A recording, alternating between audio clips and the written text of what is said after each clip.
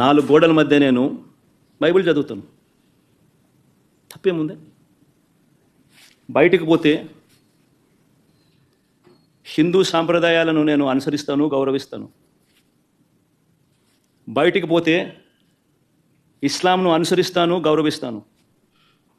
బయటికి పోతే సిక్కిజంను అనుసరిస్తాను, సిక్కిజంను నేను గౌరవిస్తాను.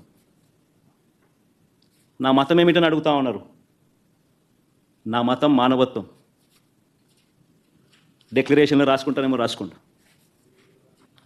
భారతదేశం కాన్స్టిట్యూషన్ నేను ఒకసారి చదువుతా. అకార్డింగ్ టు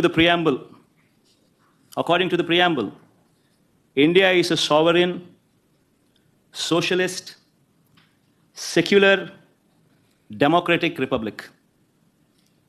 సెక్యులర్ అనే పదానికి అర్థం తెలుసని అడుగుతా ఉన్నా. గుడికి పోయే వ్యక్తిని నువ్వు ఏ మతము అని అడుగుతా ఉన్నావు.